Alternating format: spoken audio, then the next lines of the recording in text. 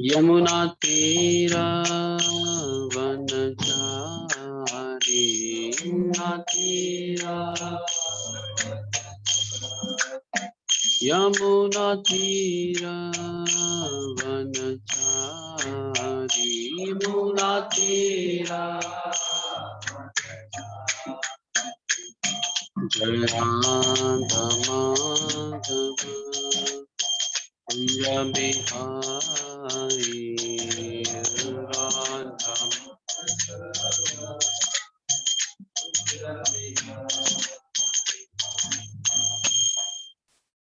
श्री नाम संकीर्तन की जय।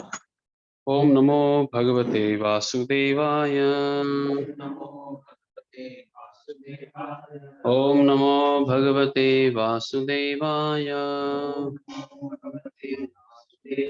ओम नमो भगवते वासुदेवाय।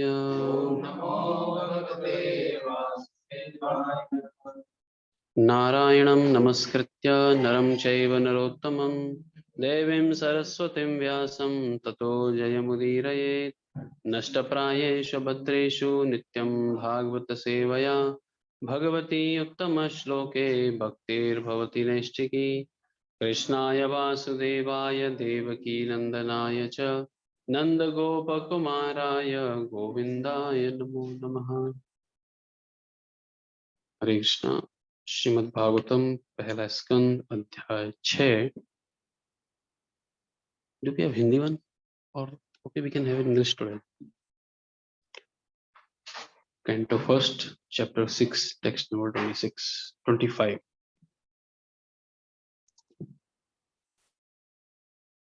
एतावदुक्तो परराम तन्मः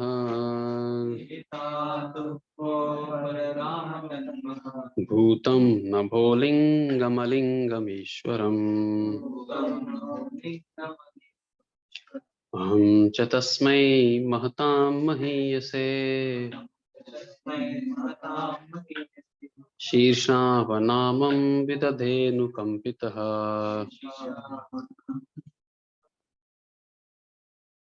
एतावदुक्तो परराम तन्मः भूतं नभोलिङ्गमलिङ्गमीश्वरम् अहं च तस्मै महतां महीयसे शीर्ष्णावनामं विदधेऽनुकम्पितः एतावदुक्तो परराम तन्मः भूतं नभोलिङ्गमलिङ्गमीश्वरम् अहं च तस्मै महतां महीयसे शीर्ष्णावनामं विदधेऽनुकम्पितः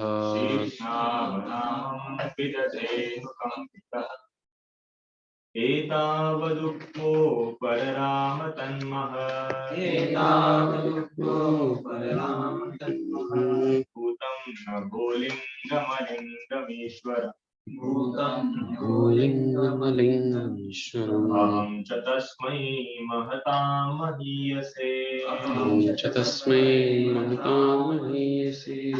शीर्ष्णावनामं विदधेऽनुकम्पितः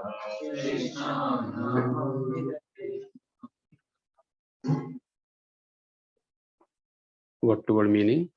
Etavat, thus, uktva, spoken, upararama, stop, tat, that, mahat, great, bhutam, wonderful, nabhalingam, personified by sound, alingam, unseen by the eyes, Ishwaram, the supreme authority, Aham, I, Cha, also, Tasmai, unto him, Mahatam, the great, Mahiyase Mahiyase unto the glorified. unto the glorified. Shirshna Shirshna by the head. by the head. Avanamam Avanamam obeisances. obeisance. Vidadhe Vidadhe executed. executed. Anukampitaha Anukampitaha being favored by him. being favored by him. Translation purport by His Divine Grace A.C. Bhaktivedanta Swami Srila Prabhupada. Srila Prabhupada ki jai. Then that supreme authority, personified by sound and unseen by eyes, but most wonderful, stopped speaking. Feeling a sense of gratitude, I offered my obeisances unto him, bowing my head. Purport. That the personality of Godhead was not seen, but only heard, does not make any difference. The personality of Godhead produced the four Vedas by his breathing, and he is seen and realized through the transcendental sound of his Vedas. Similarly, the Bhagavad Gita is the sound representation of the Lord, and there is no difference in identity. The conclusion is that the Lord can be seen and heard by persistent chanting of the transcendental sound. Om Jnanatimirandhasya Jnananjanashalakaya Chakshurunmilitam Yena Tasmai Shri Gurave Namaha Shri Chaitanya Manobhishtam Sthapitam Yena Bhutale Swayam Rupa Kada Mahiyam Dati Swapadantikam Vandeham Shri Guru Shri Yuta Padakamalam Shri Guru Vaishnavanscha Shri Rupam Sagar Jatam Sahagana Raghunathan Tam Sajivam Sadvaitam Savadutam Parijana Sahitam Krishna Chaitanya Devam Shri Radha Krishna Padan Sahagana Lalita Shri Vishakhanvitam Namo Vishnupadaya Krishna Pristhaya Bhutale Shrimate Bhaktivedanta Swami Nami Namaste Saraswati Devi Gauravani Pracharini Nirvishesha Shunyavadi Paschatya Deshatarine Namo Mahavadanyaya Krishna Prema Pradayate Krishnaya Krishna Chaitanya Namini Gauritushe Namaha He Krishna Karuna Sindhu Deenabandhu Jagatpate Gopesha Gopika Kanta Radha Kanta Namuste Tapta Kanchan Gaurangi Radhe Vrindavaneshwari Vrishabhanu Sate Devi Pranamami Hari Priye Vanchakalpatarubhyasya Kripa Sindhubheva Cha Patitanam Pavanebhyo Vaishnavebhyo Namo Namaha Jai Shri Krishna Chaitanya Prabhu Nityananda Shri Advaita Gadadhar Shivasadi Gaur Bhaktivinoda Hare Krishna Krishna Krishna Hare Hare Hare Ram Ram Ram Hare Hare Krishna. So I seek the blessings of all devotees so that we can discuss something on Srimad Bhagavatam for the glorification of the Lord and purification of my own heart.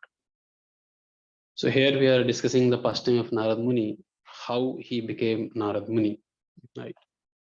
So this is like a millennial telling about his own story, how he became millennial. Many people write books about how he became millennial, but the only person who become more multi-millionaire is the person who is writing.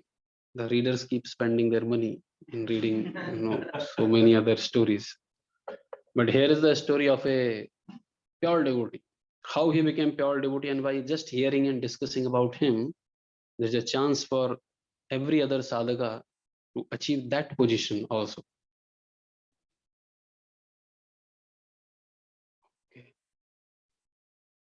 तो एक अरबपति के जीवन की कहानी है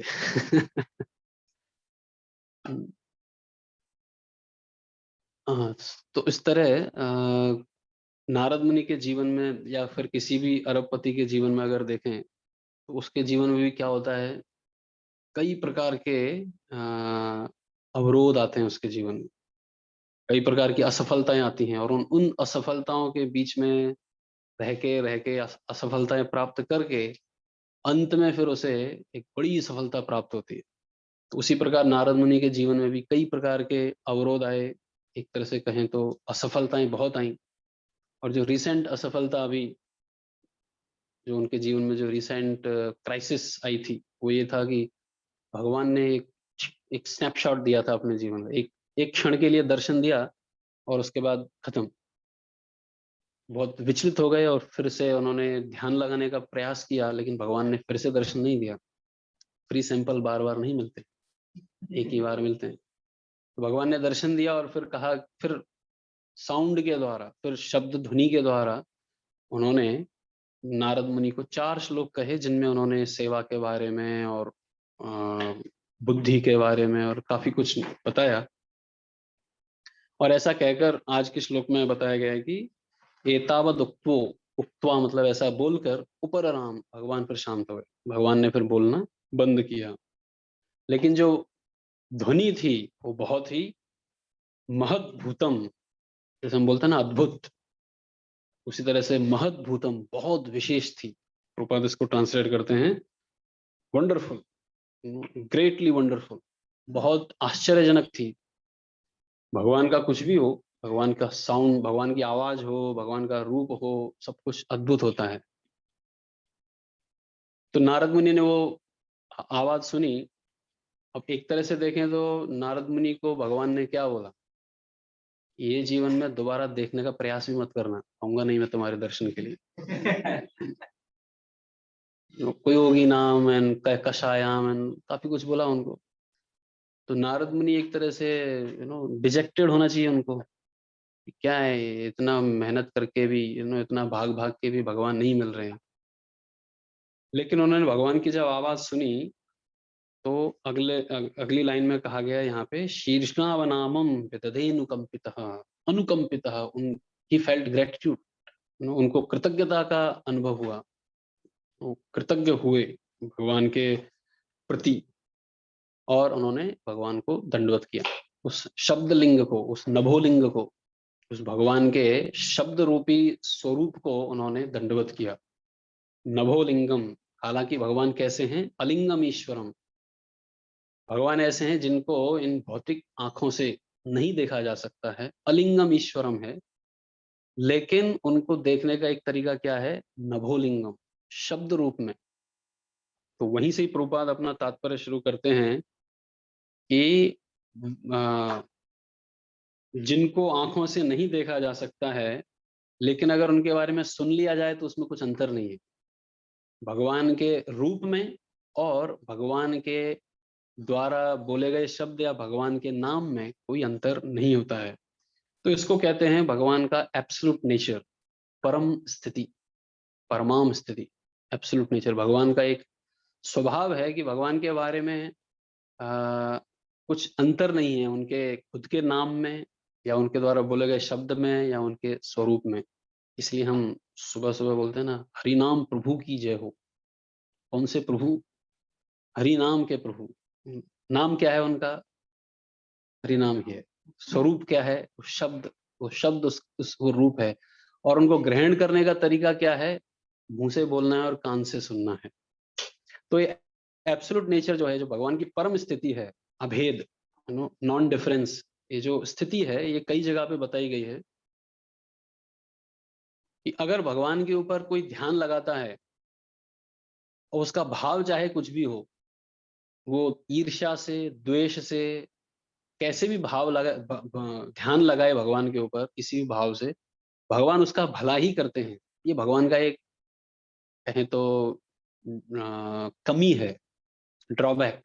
क्या कमी है भगवान की, वो किसी का बुरा कर ही नहीं सकते, चाहे तो भी नहीं कर सकते। वो मार भी दें तो भी उसका उद्धार हो जाता है। तो नारद मुनि ही कहते हैं 7वें स्कंद में, कामाद द्वेषाद भयात स्नेहात यथा भक्तेश्वरे मनः आवेश्यम तद अगम हित्वा बहवस तद गतिम गतः। अगर कोई व्यक्ति इन इन प्रकार से भगवान में मन लगाता है, आवेश्यम, भगवान में अगर उसका आवेश हो जाता है, कौन से भाव से, कामात, लस्ट से, काम से, द्वेषाद, कोई अगर भगवान से द्वेष करता है तो, भयात, भय से, स्नेहात, स्नेह से, यथा भक्ति, ईश्वर भक्ति से या फिर भक्ति से। तो कुछ फेवरेबल भाव हैं, कुछ अनफेवरेबल भाव हैं, लेकिन मनः आवेश्यम, मन अगर उसमें आवेशित हो गया है, मन अगर भगवान में लग गया है, तो उसके अघम हित्वा, उसके पाप छूट जाते हैं। तो विशेष ये नहीं है कि किस भाव से व्यक्ति जा रहा है, विशेष ये है कि किसके ऊपर जा रहा है, कहाँ जा रहा है। अभी भगवान के मंदिर में 4 प्रकार के लोग आते हैं, भगवान कहते हैं, लेकिन भगवान को उदार कहते हैं कि उदार हैं ये सब। क्यों? क्योंकि मेरे पास आ रहे हैं। तो किस लिए आप जा रहे हो वो सेकेंडरी है, कहाँ जा रहे हो वो ज्यादा इंपॉर्टेंट। अगर कोई देवी देवता के घर में, मंदिर में जाता है, देवी देवताओं के मंदिर में, तो पहले ही डिस्क्वालीफाई हो गया हो, और भले ही वो बहुत भक्ति भाव से और बड़ा उनको ये मान के जाए, लेकिन भगवान के हिसाब से वो उतना विशेष नहीं है।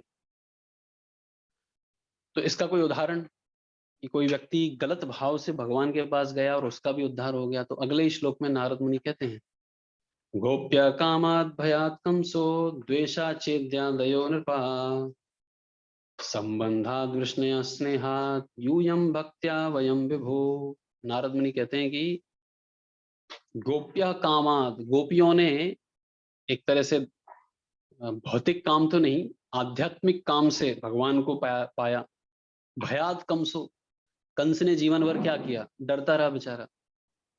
कंस एक समय पे जैसे ही वो आकाशवाणी से उसका डर शुरू हो गया, जैसी आकाशवाणी हुई कि इस देवकी का 8वां पुत्र तेरा काल बनेगा, तो उसको लगा कि जब बंसी बांस नहीं रहेगा तो बांसुरी कहाँ से बजेगी, तो उसने सोचा देवकी को ही उड़ा देता हूँ। लेकिन वसुदेव के शब्द जाल में फंस गया बेचारा। तो देव भगवान को आना था बेसिकली। तो कंस पूरे जीवन क्या करता रहा, भगवान से डरता रहा। लेकिन डर किससे रहा था? कृष्ण बलराम से। उसका आवेश चला गया था भगवान में। और चेदी, चेदी का मतलब है शिशुपाल। शिशुपाल और बाकी सारे जो राजा थे उसके साथ, शिशुपाल के साथ जो जरासंध वगैरह लेकर आया था पूरी सेना, 17 बार 23 अक्षौहिणी सेना लेके आया था। उस सभी राजाओं का क्या था? भगवान से द्वेष था। संबंधात वृष्णि, जो भगवान के वृष्णि यदुकुल के लोग थे, द्वारका में भगवान के साथ रहते थे, मथुरा में भगवान के साथ रहते थे, उन सब का भगवान से संबंध था। अपने को, स्वयं को भगवान का संबंधी मानते थे। स्नेहाद यूयम, नारद मुनि युधिष्ठिर महाराज को संबोधित करते हुए कह रहे हैं कि तुम लोगों ने भगवान से स्नेह किया है, प्रेम का संबंध है आपका भगवान से। और वयम, कहते हैं हम जैसे लोग भक्ति से, हम लोग भक्ति के द्वारा भगवान से संबंधित हैं। तो इस प्रकार अब इसमें कुछ फेवरेबल संबंध हैं, जैसे गोपियों का या स्नेह का, पांडवों का स्नेह का संबंध है, भक्तों का भक्ति के द्वारा संबंध है भगवान से। लेकिन कुछ अनफेवरेबल संबंध भी है भगवान से, जैसे अ, शिशुपाल और कंस डर के या इस ईर्ष्या के साथ, द्वेष के साथ। लेकिन इन सब में अच्छी बात क्या है? संबंध भगवान से है। तो इसलिए उस भगवान के साथ संबंध किसी भी भाव से बनाया जाए, क्या होगा? फायदा ही होने वाला है व्यक्ति। तो इसलिए इसे इसे कहते हैं एब्सोल्यूट नेचर, भगवान की परम स्थिति। भगवान के साथ प्रेम करो या द्वेष करो, फायदा तुम्हें होने वाला है। जैसे गुलाब जामुन को तुम बड़े क्रोध में खाओ या प्रेम से खाओ, स्वीट लगने ही वाला है वो। अब भले ही वो सर्विंग करने वाले से तुम्हारी लड़ाई हो गई है, उसने एक ही दिया है, लेकिन जो दिया है वो स्वीट ही मिलने वाला है। तो इसी प्रकार भगवान के साथ संबंध बनाया तो फायदा ही होने वाला है जीव को। इस श्लोक के तात्पर्य में प्रभुपाद लिखते हैं कि ये जो भगवत गीता है या वेद हैं, ये भी क्या हैं? ये भगवान के द्वारा बोले गए शब्द हैं। भगवान के द्वारा बोले गए शब्दों का जितना संपर्क में हम रहेंगे, उतना ही आ, ये जो भी मानसिक प्रवृत्ति, गलत मानसिक प्रवृत्तियां हैं, वो कम होती हैं।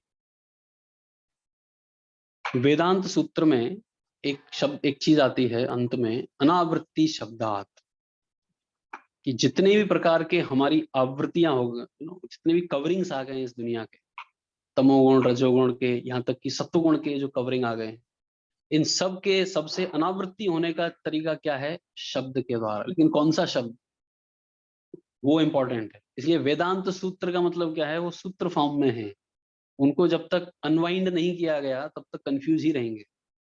तो कौन सा शब्द सुने, ऐसा नहीं कोई भी शब्द सुने उससे अनावृत्ति हो जाएगी, वो दिव्य ध्वनि होनी चाहिए। It should be transcendental sound, वेदों के द्वारा दिया गया ध्वनि। तो श्रीमद् भगवत गीता के जो गीता महात्म्य है उसमें कई प्रकार की ऐसी कहानियां हैं जिनमें वो गीता का किसी व्यक्ति ने अगर 1/4 श्लोक भी सुन लिया तो भगवान खुद कहते हैं कि उसका उद्धार हो जाएगा। ये गीता महात्म्य शिवजी पार्वती को सुनाते हैं, हर एक चैप्टर का एक गीता महात्म्य है। तो पहला चैप्टर जो है वो उसका जो गीता महात्म्य है बहुत एक ऐसा फेथ गिविंग है एक तरह से, या फिर कभी कभी किसी का फेथ भी उड़ा देता हो, ऐसा थोड़ी होता है। तो एक बार क्या हुआ, ये विष्णु भगवान खुद कहते हैं लक्ष्मी जी को, लक्ष्मी जी कुछ तो प्रश्न करती हैं विष्णु भगवान से, तो विष्णु भगवान कहते हैं ये भगवत गीता मेरा ही स्वरूप है। जैसे प्रभुपाद इसमें लिखे हैं ना कि भगवत गीता में और मेरे स्वरूप में कोई अंतर नहीं है। तो भगवान विष्णु खुद कहते हैं कि गीता के जो शुरू के 5 अध्याय हैं वो मेरे 5 सर के जैसे हैं, 5 हेड्स, और उसके बाद जो अगले 10 अध्याय हैं, 10 चैप्टर्स, 6 से लेके 15 तक, वो मेरे 10 हाथ, आर्म्स हैं। 16वां चैप्टर मेरा बेली पेट है, और 17 और 18 मेरे पैर हैं, 2 लेग्स। तो इस तरह भगवत गीता क्या है, ये 5 सर, 10 हाथ और 2 पैर वाले एक भगवान का स्वरूप है। इसमें और भगवान में कोई अंतर नहीं है। और जो व्यक्ति इस भगवत गीता को पढ़ता है उसकी गति या उसकी सदगति सुशर्मा नाम के व्यक्ति के जैसी होती है, ऐसा भगवान विष्णु ने कहा। जो प्रश्न हमारे मन में है वही प्रश्न लक्ष्मी जी के मन में था, ये सुशर्मा कौन है। तो इस सुशर्मा एक नाम का व्यक्ति था, ये फुल नेम है उसका, आई मीन ये फर्स्ट नेम है, सरनेम नहीं है इसमें। सुशर्मा ना फुल फर्स्ट नेम है उसका। तो भगवान कहते हैं कि एक बार एक ये व्यक्ति था सुशर्मा नाम का, बहुत पापी था, क्या क्या पाप नहीं किए उसने, सबको मारना पीटना। तो पहले के जमाने में भी गुंडे लोग होते थे, जैसे नहीं कि कलयुग में ही आजकल गुंडे हो रहे हैं। लेकिन ये अभी मारता पीटता था, लेकिन फिर भी इसका गुजारा नहीं चलता था, तो ये जंगल से लकड़ी पत्ती वगैरह लेके और बेचने का काम भी करता था। एक बार एक ये जंगल में गया, किसी किसी ऋषि के आश्रम में गया, और उसमें क्या किया, लकड़ी वगैरह उठा रहा था, बारिश का मौसम था, सांप ने काट लिया इसको, मर गया वहीं पे। मर गया तो ले गए उसको यमदूत पकड़ के। कौन आएगा, यमदूत ही आएंगे। बहुत मारा पीटा बेचारे को, अलग अलग यातनाएं सही उसने नरकों में, और इन सब यातनाओं को सहन करने के बाद वो एक बैल का जन्म लेता है, बैल बनता है एक जन्म में, और उस बैल को बेचा जाता है किसी लंगड़े व्यक्ति के पास, क्रिपल्ड।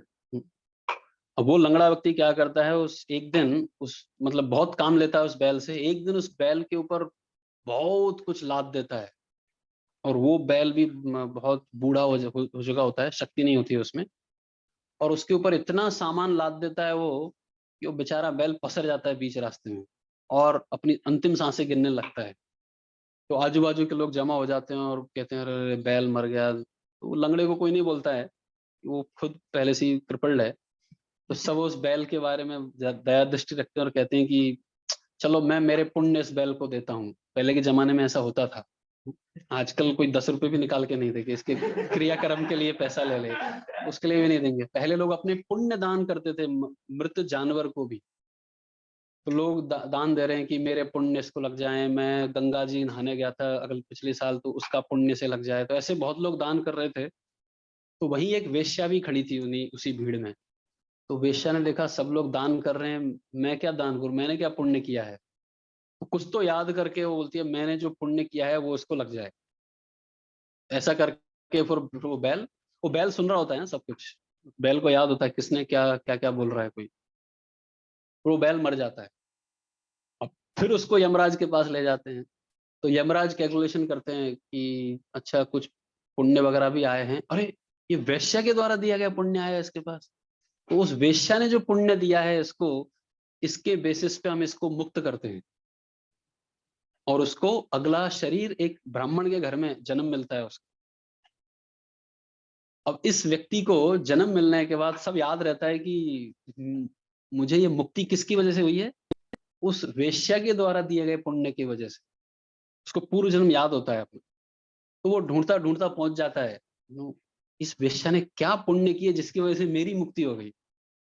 तो वो जाता है और पूछता है उससे कि तुमने भाई क्या पुण्य किए। तो वो बोलती है कि मुझे पता नहीं, लेकिन मेरे घर में एक तोता बंधा हुआ है पिंजरे में, एक पैरट है, पोपट में, तो पैरट बंधा हुआ है और वो कुछ तो बोलता था, और उसकी बातें सुनने से मुझे काफी शांति का महसूस, समथिंग पीस ऑफ माइंड, कुछ तो मुझे अच्छा लगता था, और मेरे को लगा शायद ये पुण्य होगा, तो मैंने वो दान दिया। तो किधर है वो तोता? तो तोते के पास गए, बोले तुम क्या रटते हो भाई, क्या जपते हो, क्या बोलते हो? तो वो बोला कि वो अपनी पूर्वजन्म की कहानी बताता है अभी कि वो भी बड़ा पापी व्यक्ति था कि वो पापी व्यक्ति था पिछले जन्म में, और बहुत पाप किए, और इतने पाप किए कि अगले उसको वो फिर से यम नरकों में घूमा, इसमें घूमा, और अंत में वो एक तोते के घर में उसको जन्म मिला। लेकिन बचपन में ही उसके माँ बाप बिछड़ गए, और वो एक बार ऐसे ही उड़ने का प्रयास, बच्चा ही था, उड़ने का प्रयास कर रहा था, उड़ते उड़ते कहीं तो गिर गया, गरम रेत में वो तड़प रहा था एक बार, छोटा बच्चा तोते का। तो किसी ऋषि ने दया दिखा के, किसी ऋषि मुनि ने दया दिखा के उसको अपने आश्रम में ले गया। हो अपने आश्रम में उसका उपचार किया, दाना पानी खिलाया, और वहीं उसको रख दिया। तो उस ऋषि के कुछ शिष्य थे, वो रोजाना भगवत गीता का पहला चैप्टर रटते थे पहले चैप्टर की आवृत्ति करते थे वो, धर्म चैत्र कुछ तो ऐसा करते थे, पूरा एक चैप्टर रटते थे। तो इस तोते को वो पहला चैप्टर रट गया पूरा। परपोर्ट नहीं पढ़ा उसने, वर्ड टू वर्ड मीनिंग नहीं पढ़ा, कुछ नहीं पढ़ा, जस्ट जो जो वहां चल रहा था उसी को वो उसको रट गया वो पहला चैप्टर। हमसे बहुत श्रेष्ठ है वो हमें सिर्फ 1.1 याद है उसको 1.47 तक याद था। तो पूरा याद हो गया उसको भगवत गीता का पहला चैप्टर। अब एक दिन क्या हुआ, एक चोर आया उस ऋषि के आश्रम में, देखो चोरों का भी, ऋषि के आश्रम में आके उस तोते को ही छुड़ा के ले गया हो, और उसने उस तोते को बेचा, और इस वेश्या ने उस तोते को खरीदा और अपने घर में टांग दिया। और रोजाना ये तोता क्या करता था, तो टाइम पे उस फर्स्ट चैप्टर को रिसाइट करता था। धृतराष्ट्रवाच धर्म क्षेत्रे कुरुक्षेत्रे संवेदयोत्सव माम का पांडवा शैव किम करोत् संजय। पर्पसफुली बोल रहा हूँ मैं, इसका इफेक्ट आएगा आगे तो तो वो पहला चैप्टर पूरा बोलता था ये तोता, और उसको ये वेश्या सुनती थी, और इस वेश्या के ऊपर कुछ तो पुण्य लगा, और उस पुण्य को इसने मरते हुए बैल को दान में दिया, और उसकी वजह से उस बैल का उद्धार हो गया। तो ये तीनों लोग डिस्कस कर रहे थे अभी, ये तोता भी वहीं था, वेश्या भी वहीं थी, और ये बैल जो मर के अभी मनुष्य बन गया है, ये भी सुन रहा था। तो तीनों को बड़ा आश्चर्य हुआ, और फिर तीनों अपने अपने अलग अलग घरों में जगह पे गए, और फिर तीनों फर्स्ट चैप्टर का आवृत्ति करते थे। They all used to recite Bhagavad Gita first chapter, और उसके बाद तीनों फिर वैकुंठ धाम गए। ये भगवान के द्वारा बोले गए शब्दों को सुनने से या उनका रिसाइटेशन करने का महत्व है। तो रिसाइटेशन करने का इतना महत्व है, अगर कोई ध्यान से पढ़े, अपने जीवन में उतारे, तो वो तो भगवान का संबंधी ही बनेगा। तो अनावृत्ति शब्दात, जो भगवान नभोलिंगम है, जो भगवान का स्वरूप इसका है, शब्द का बना हुआ रूप है, उस भगवान के द्वारा बोले गए शब्दों का आवृत्ति करने से जीव की मुक्ति होती है। तो श्रवण करना ये दर्शन के बराबर है, दर्शन से भी बड़ा है एक्चुअली श्रवण करना। इसी बात को ब्रह्मा जी भी कहते हैं अपनी प्रार्थनाओं में, ज्ञाने प्रयास मुदुपास्य नमंत एव जीवंती सन्मुखरिताम भवदीय वार्ता। भवदीय वार्ता, जो व्यक्ति आपकी वार्ता को सुनता है, मतलब भगवान के द्वारा बोले गए शब्दों को या भगवान के पास टाइम को सुनता है, लेकिन किसके मुंह से? सन्मुखरिताम, सत, सत का मतलब होता है भगवान के भक्त।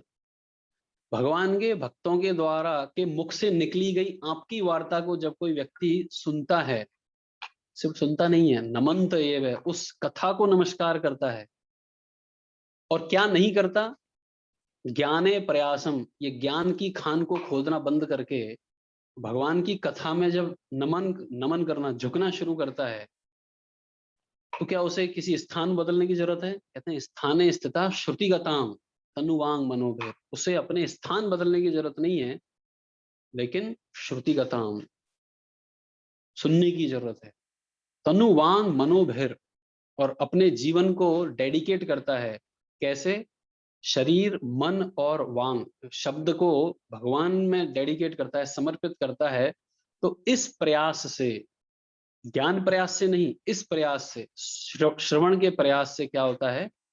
अजित जितो अपि त्रैस्त्रिलोक्याम, आपको जीता जा सकता है। ब्रह्मा जी भगवान को डायरेक्ट बोलते हैं उस प्रकार से।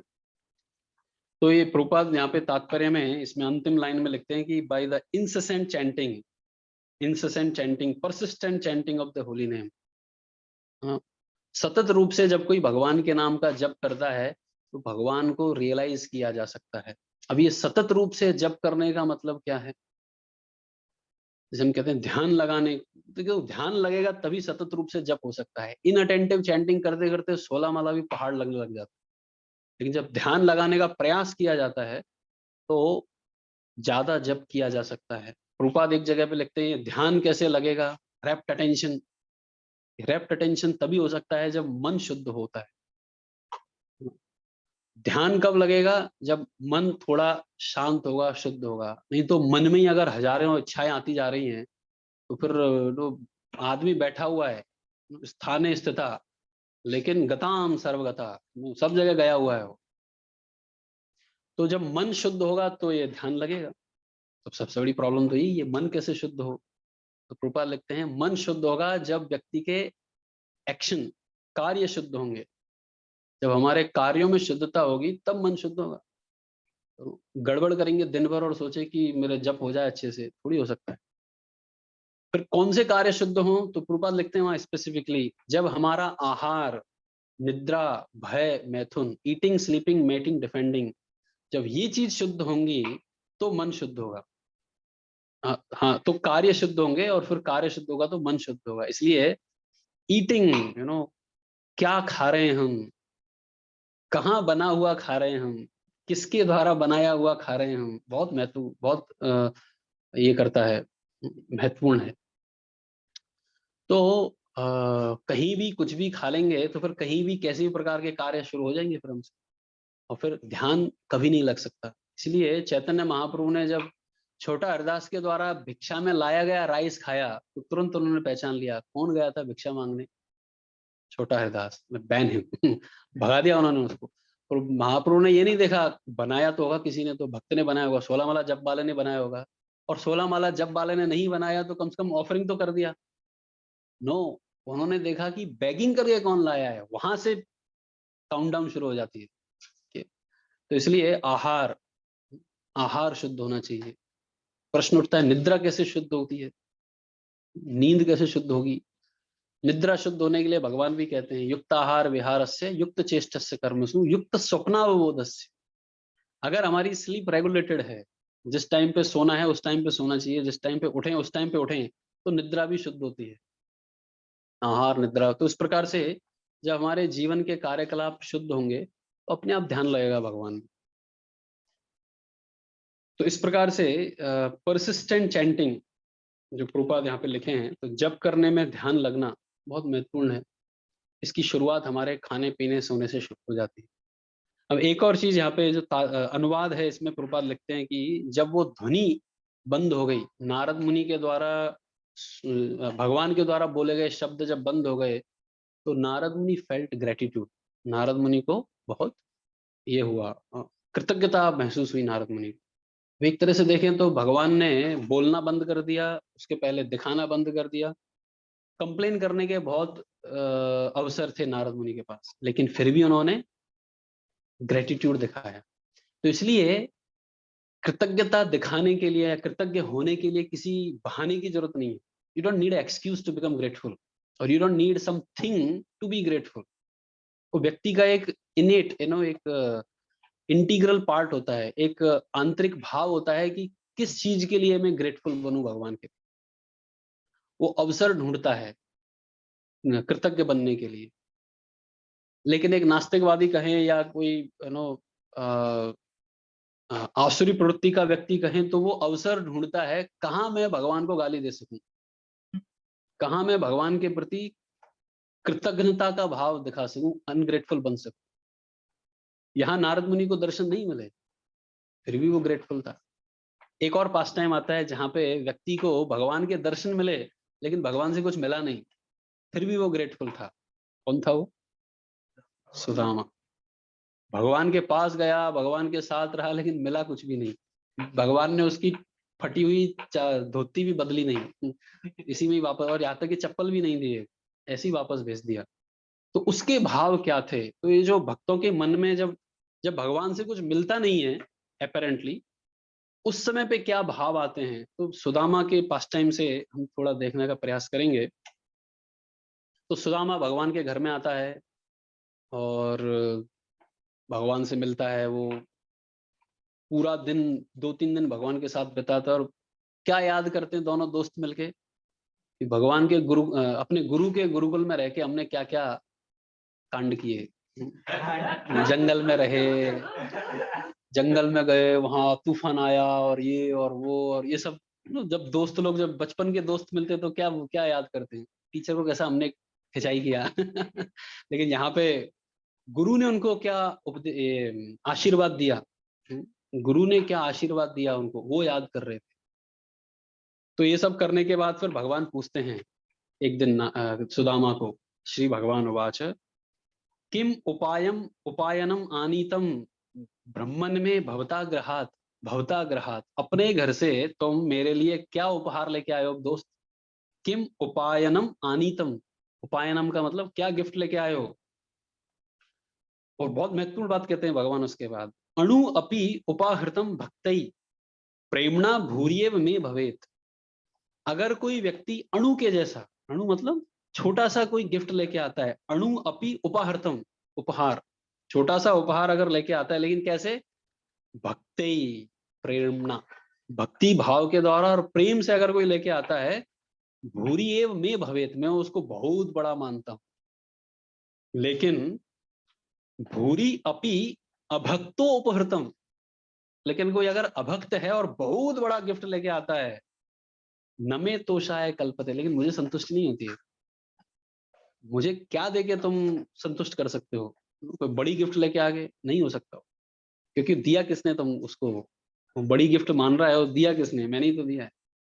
और अगले श्लोक में भगवान कहते हैं, this is Bhagavatam, I am reading, पत्रम पुष्पम फलम तोयम यो मे भक्त्या प्रयच्छति तदहम भक्ति उपहृतम अश्नामि प्रयतात्मनः। This is not Bhagavad Gita 9.26, this is Bhagavatam 10:81-4। Exactly same verse भगवान बोलते हैं। शायद गीता बोलने के पहले उन्होंने ये बोला हो, भगवत गीता बोलने के पहले उन्होंने शायद ये बोला हो, ये श्लोक बोला हो। तो भगवान कहते हैं कि पत्ता फूल पुष्प ये जो देता है भक्ति के साथ, उसको मैं ग्रहण करता हूं। तो ऐसा बोलकर भगवान ने फिर पूछा, तुम क्या लाए हो मेरे लिए, क्या गिफ्ट लेके आए हो? तो जो द्विज था, जो ब्राह्मण था, व्रीडतः पतये श्रिया पृथुक प्रसति राजन प्रायच्छद वांग मुख। वो ब्राह्मण का सर नीचे झुक गया। क्यों? कि ये श्रेयपति, ये लक्ष्मी के पति, और उन्होंने देखा है घर में, उनके सिर्फ बोला नहीं है, भगवान को बोला नहीं गया लक्ष्मीपति। सुदामा ने भगवान के घर में रहकर वो महसूस किया था कि वास्तव में ये लक्ष्मीपति हैं।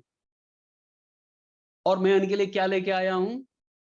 पृथुक, पृथुक मतलब टूटे हुए फ्लैटन राइस, पोहे लेके आया हूं मैं। और वो भी मसाले वाले पोहे नहीं, सूखे पोहे लेके आया हूं, है ना? तो इसको कैसे मैं दे दूं भगवान को? ये पोहे कैसे मैं भगवान को चढ़ा सकता हूं? और ये सोचकर सुदामा का सर नीचे झुक जाता है। लेकिन भगवान कौन है? सर्वभूतात्मदृक् साक्षात अस्य आगमन कारणम।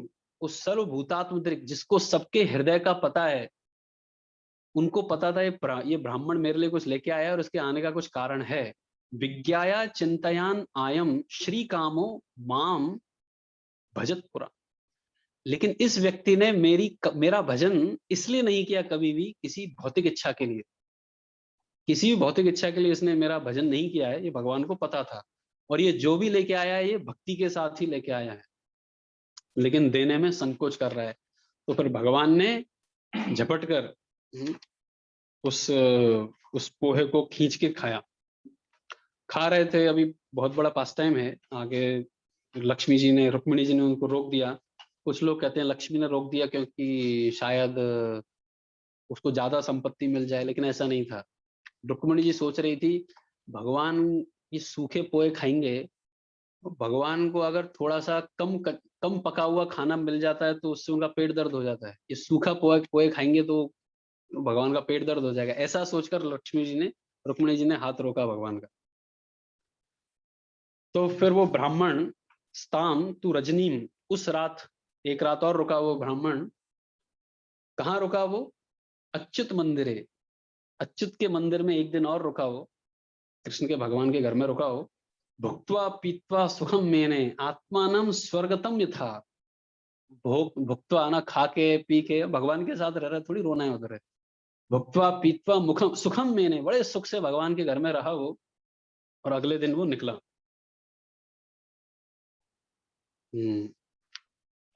अगले दिन वो निकलता है। स्वभूते विश्व भावेन स्वसुखेनाभिनंदितः जगाम स्व आलयम तात पथ्य अनुवृज्य नंदिनः नंदितः, डिलाइटेड। अभी वो रास्ते में निकल चल रहा है। सुदामा अपने घर की तरफ निकला। और कृष्ण भगवान के बारे में यहाँ पे लिखा गया है विश्व भावेन स्वसुखेनाभिनंदितः। स्वसुखेन, भगवान अपने सुख में सुखी रहने वाले व्यक्ति हैं। और वहां से सुदामा अपने घर जा रहा है। अब रास्ते में वो सोच रहा है जगाम स्व आलयम तात पथि अनुवृज्य नंदितः। रास्ते में बहुत सुखी था। क्या सोच रहा है वो रास्ते में? वो सोच रहा है कि अहो ब्रह्मण्य देवस्य, ये ब्राह्मण देव जो हैं, भगवान हैं, उन्होंने यद दरिद्रतमो, मेरे जैसे दरिद्र को भी ऐसे स्थान पे रखा जहां पे लक्ष्मी जी रहती हूँ। उस अपने अपने उस स्थान पर बैठने की जगह पे मुझे बिठाया और उस तरह से। और एक श्लोक वो कहते हैं क्वाहम दरिद्र पापीयान क्वा कृष्ण श्रीनिकेतनः ब्रह्म बंधुरिति स्माहम बाहुभ्याम परिरंबितः। क्वाहम दरिद्र पापीयान, कहाँ मैं गंगू तेली, कहाँ मैं ये दरिद्र। और क्वा कृष्ण श्री निकेतन, और कहाँ ये राजा भोज, श्री निकेतन भगवान लक्ष्मी के पति।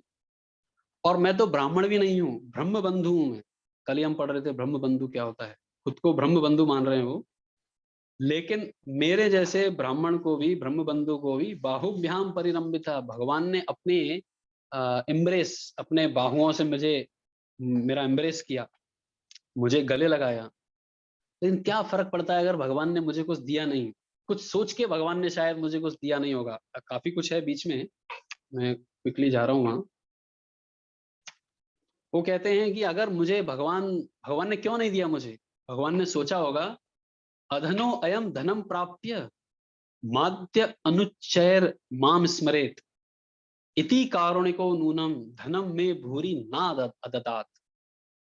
वो कहते हैं अधनो अयम धनम प्राप्य, भगवान ने सोचा होगा, ये सुदामा सोच रहा है कि ये व्यक्ति के पास धन नहीं है, इसको अगर मैं धन दे दूंगा तो इसको मद चढ़ जाएगा, इसे क्या हो जाएगा, हाँ, प्राइड आ जाएगा। और न माम स्मरित, शायद मुझे स्मरण करना भूल जाए। इति कारुणिको नूनम, इसी ही कारण से, नूनम मतलब सर्टेनली, इसी कारण से ही कारुणिको, करुणा करके, मेरे ऊपर करुणा करके, ना धनम अदतात, मुझे कुछ धन नहीं दिया भगवान ने। बहुत अच्छा किया भगवान ने, he is grateful for that. फिर बाद में वो अपने घर जाते हैं तो देखते हैं कि ये उनके साथ उनका घर, जो झोंपड़ी जो है वो महल बन गई और इस तरह से।